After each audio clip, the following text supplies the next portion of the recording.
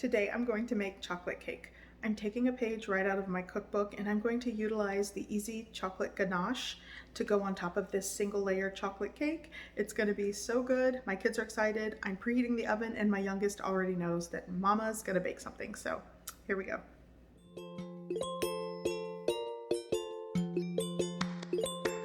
To get started on this chocolate cake, I'm going to prep the dry ingredients. Here I have 1.5 cups of cake flour. You could also use all-purpose flour, and I'm just going to whisk it to break up any lumps. You could also sift this together. Here I have a 1/3 cup of cocoa powder, a 1/2 teaspoon of salt, and 1 tablespoon of baking powder. This varies from my cookbook recipe for dark chocolate cupcakes. I excluded the baking soda and added more baking powder and an extra egg. Now I'm going to combine the wet ingredients. Here I have 1.5 cups of sugar. You could also use light brown sugar. To that I will be adding 1/2 cup of sour cream, 2 large eggs,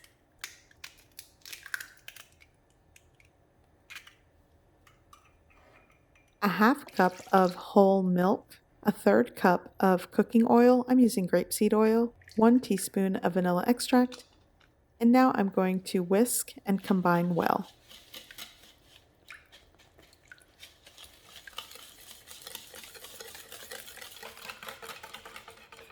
Now I'm going to add the dry ingredients into the wet and combine well.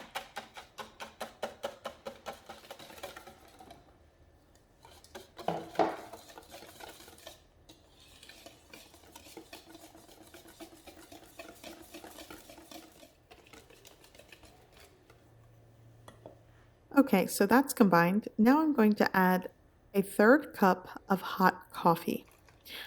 Using coffee makes the chocolate taste more chocolatey. You're not going to taste the coffee, but it does add flavor to this cake. If you want to exclude it, just add a little extra whole milk or sour cream.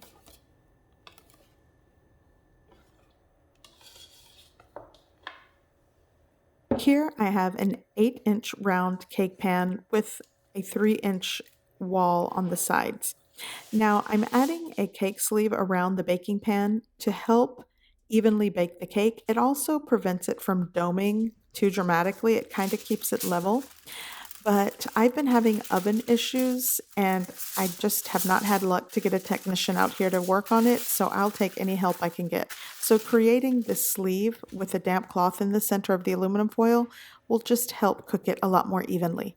So I've prepped the pan with oil, flour, and parchment paper at the bottom. So now all I'm doing is just adding all of my cake batter into the pan.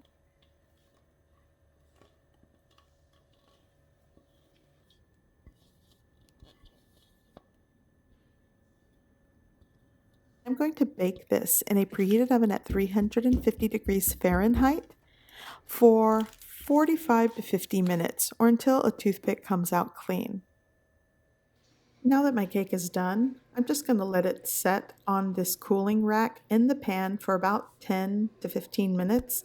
I'm going to go ahead and remove that aluminum sleeve on the exterior. It has been around 15 minutes, so I'm just going to remove the cake from my baking pan and I'm just going to run a butter knife along the edge so that it'll come out a lot easier.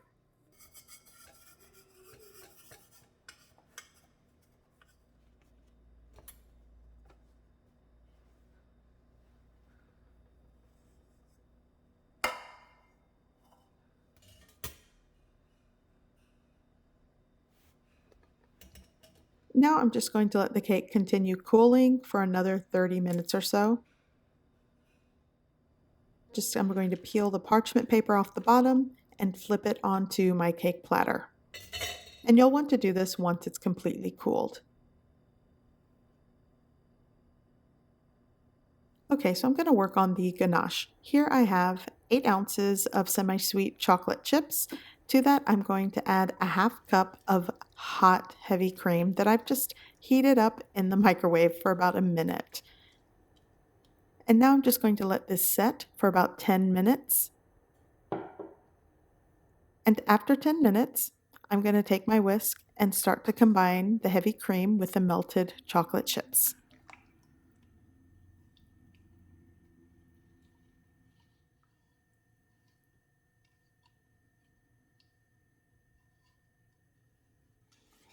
Okay, so that's combined well. Now I'm going to add a pinch of salt. In my recipe book, I used salted butter, but this is unsalted butter, so I added a pinch of salt. I've added 1 tablespoon of softened butter, and now I'm going to add a splash of vanilla extract, give it a mix, and the ganache is ready.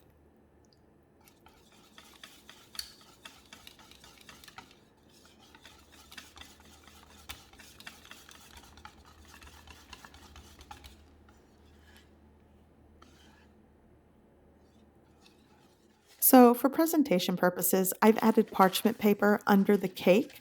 So any of the ganache that falls onto the platter will fall on the parchment paper, and I can remove the parchment paper later and it leaves a clean platter.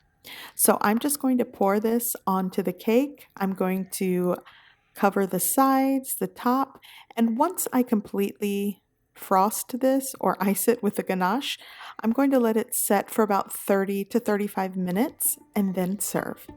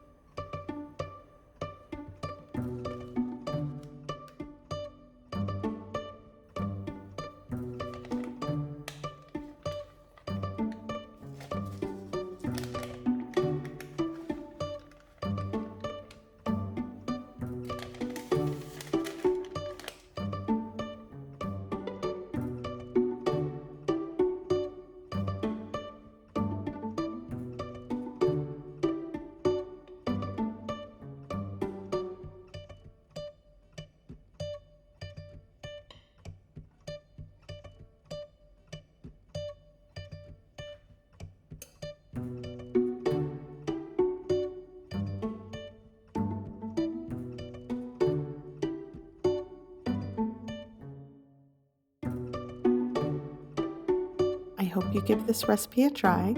I hope you like it, and thanks for watching.